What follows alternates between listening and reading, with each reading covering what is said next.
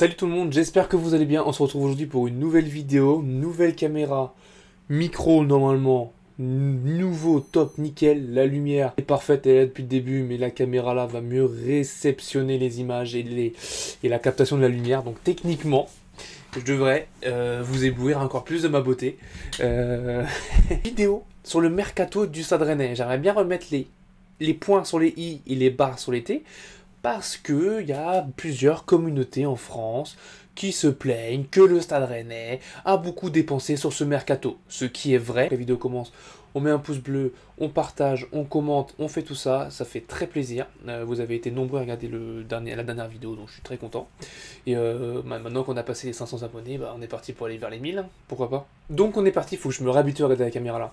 Donc déjà, on va parler du mercato rennais. Donc déjà, avant de parler du mercato, déjà on va mettre un petit peu le contexte. Le contexte de cet été. Donc, cet été, on a fait venir Grönbeck pour 15 millions, Faye, Camara, Gomez, Jota, Ostigard, Meister, James, Atebour, Jawab et Ahamada. On a fait 11 transferts pour un total de 76 millions cet été. Je vous remets bien les points sur les i. Cet été, on a fait 76 millions de recrues. Au départ, Désiré Doué, 50 millions, Enzo Lefebvre, 23 millions, Martin Tarrier, au Bayer, 20 millions, Bélocian, 15 millions, Bourigeaud, 10 millions, Mathis Sablin, on l'a ramené à Nantes. Il y a eu du Guéladoué, du Fabian Raider, du Ahmed Omari en prêt. Après, il y a eu les transferts libres, les transferts qui nous impactent un peu moins, parce que c'était pas vraiment des cadres. Donc il y a eu Alfred Gomis, Mathis Lambourg, et en prêt, il y a Yildirim, Domarcoino, Salah et Jawab. Donc on a vendu pour un total d'à peu près 150 millions. Voilà, les chiffres, je les ai pris sur Rouge Mémoire. Je vous mets le contexte. Donc cet été déjà, le Stade Rennais a vendu quasiment tous ses cadres, si ce n'est pas tous. Parce que du coup en cadre, on voulait s'appuyer sur Gouiri, voilà. Et il est à Marseille maintenant, donc on voulait s'appuyer sur Guri, Ludo, Mandanda, et vous avez vu ce que ça a fait. J'ai oublié un certain Arthur Théâtre, en prêt. Le plus gros changement qu'il y a eu dans ce mercato, ça a été le coach Habib Beye. Habib Beye, j'en vois beaucoup dire que c'est un choix médiatique, dire que c'est un choix par dépit, en attendant Pierre Sage, en espérant qu'il nous sauve. Moi, je suis pas d'accord avec ça. Un choix médiatique, ok. Là-dessus, je peux m'entendre, je peux vous écouter, je peux être d'accord. À la limite, ça, ok. Pourquoi pas. Mais Habib Beye, dans sa conférence de presse, on sent qu'il a de l'énergie, on sent qu'il a de l'envie. Lui, il prône un jeu plutôt offensif. En fait, lui, il veut que l'adversaire adverse ne respire pas. Donc, c'est du pressing et du pressing. Il aime bien aussi la formation 3-4-3. En tout cas, moi, je pense que c'est l'un des meilleurs choix. On nous a demandé pourquoi vous n'avez pas pris Pierre Sage. Tout simplement parce que Pierre Sage, quand on a fait venir Habib Beye, il restait quelques détails administratifs pour que Pierre Sage puisse s'engager dans un autre club. Et puis, est-ce que, mentalement parlant, quand tu viens de te faire virer d'un club où tu faisais plutôt bien les choses, où tu faisais du très bon boulot, est-ce que tu as la tête à te remettre directement dans un projet, dans un autre projet? Je sais pas. Je pense qu'il aurait été un petit peu à 50% de sa batterie, si on compare à un téléphone. Je suis ultimement convaincu pour une opération maintien, ce soit un mec vraiment adapté à cette mission, parce qu'il est humainement parlant, à ce qui paraît, il est incroyable, c'est un très gros bosseur. Quand on l'entend parler foot, on boit ses paroles, Donc pour moi, c'est le meilleur choix qu'on avait. Ensuite, on va parler des départs. Donc pareil, là j'ai pris sur Rouge Mémoire, 9 départs pour 45 millions d'euros. Aïd Boudlad à Amiens, Ostigard à Offenheim, un prêt, et je crois qu'il y a une option d'achat. Ça n'avait pas été officialisé encore quand j'avais préparé ce diapo, mais je crois qu'il y a option d'achat. Arthur Théâtre, Francfort a décidé de lever l'option d'achat, donc on 16 millions dans les caisses. Il y a Santa Maria qui a prêt option d'achat à Nice, on garde une partie de son salaire, et moi Santa Maria, je ne comprends pas. Quand on voit les prestations de Matouziwa, et déjà qu'on voit que Djaou Cissé, en limite, Djaou Cissé, tu peux le mettre à la place de Matouziwa. Après, il faut voir sur une saison entière, parce qu'il est jeune, il n'a pas d'expérience. Et Matouziwa, pour moi, c'est un très bon récupérateur de ballon, mais il apporte rien dans le jeu. Pour moi, c'est mon simple avis. Pré-option d'achat, 3 millions pour Santa Maria. Nice, le groupe qui détient Nice, a dit qu'il voudrait peut-être pas trop investir cet été.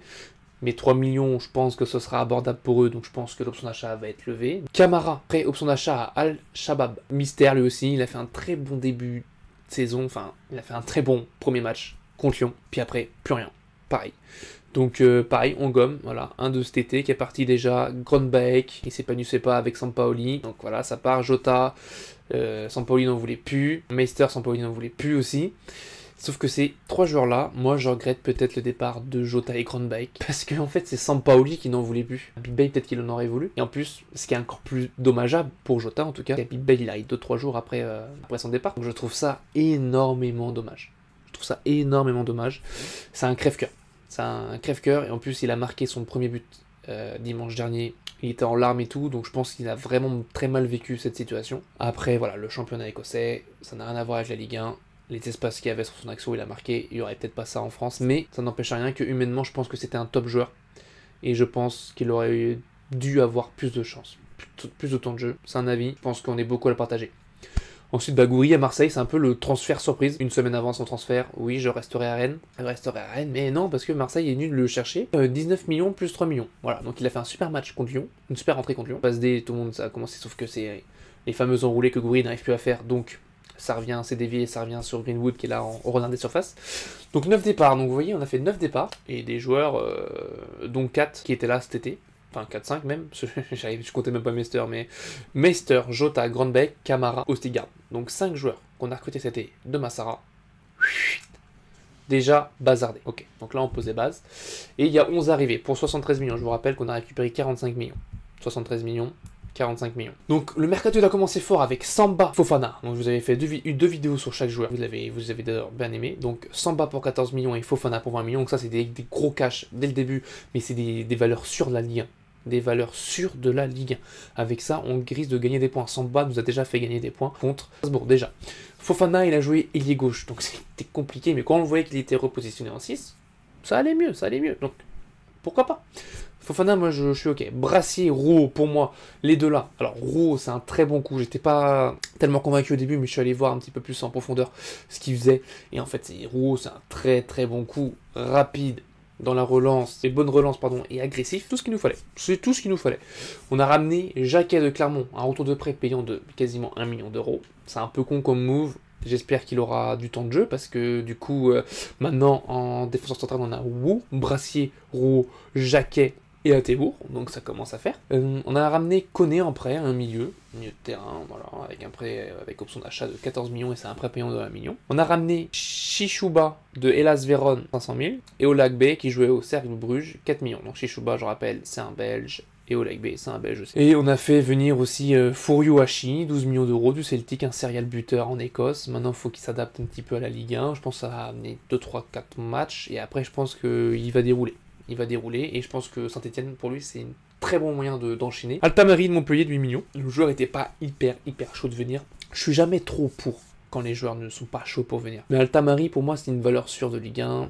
C'est un joueur, je pense, qui, là, dans son équipe à Montpellier, il devait courir 60 mètres, 60 mètres, 60 mètres, et du coup, il perdait un peu de sa lucidité devant le but.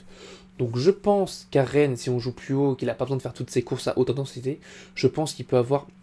Je pense que ça peut être une très bonne surprise. Personne n'attend pas grand chose de lui, mais moi je vous le dis, gardez-le en coin de la tête, ça peut être une très bonne surprise. S'il n'a pas toutes les courses à faire et qu'il garde sa lucidité offensive, je vous jure, c'est un très très bon coup pour elle. Et puis ça maquille retour de prêt pour pouvoir prêter Santa Maria. On a perdu 28 millions 4 sur ce mercato, donc c'est pas non plus énorme. Parce que, si je vous montre bien, 2025, 2024, juste ici, il faut que je m'enlève, je me mets de l'autre côté, paf. Vous voyez, on était à 30 millions, on avait 28, il nous reste 2 millions et quelques. 2 millions, 3 millions, donc on est quand même en positif de 3 millions. Et sous l'air Pinot, vous voyez, depuis 27 saisons, on est en balance positif à 96, donc on enlève 20 millions, donc 9, 8, 7, allez, 60 et quelques millions. Donc c'est quand même quelque chose, je pense, qui est notable et que pas toutes les équipes de Ligue 1 puissent le faire. C'est Rouge Mémoire qui a fait ça encore. Ils font du très très bon boulot, allez les suivre sur Twitter. Donc voilà, en vente on a fait 957 millions et en achat on a fait 860 millions. Donc c'est quand même incroyable. Donc le Stade Rennais est aussi le club le plus dépensier de ce mercato, je crois qu'on est top 3. Donc voilà, je voulais un peu remettre les barres sur les T et les points sur les I pour vous dire que oui, on a fait un mercato d'ajustement. Monsieur Massara s'est exprimé en conférence de presse cet après-midi en disant que il assumait, voilà, c'était sa faute. Et que, par contre, ce mercato-là était essentiel pour que l'équipe soit forte, pour que le club se sorte de cette situation, se sorte de ce bourbier. Et je pense vraiment qu'Habib Beye peut faire du très bon boulot. Et Altamari, restez branchés, je suis sûr qu'on va tous être très agréablement surpris. Sur ce, j'espère que cette vidéo vous aura plu, avec la nouvelle caméra, l'éclairage et le nouveau micro. Normalement, on est bon, il manque plus que le fond vert. Ah, mais là, il faut un peu de YouTube monnaie, je vous avoue. En tout cas, j'espère qu'elle vous aura plu. Pouce bleu, on s'abonne, on partage, on commente. Et bordel, allez, reine, double ciao!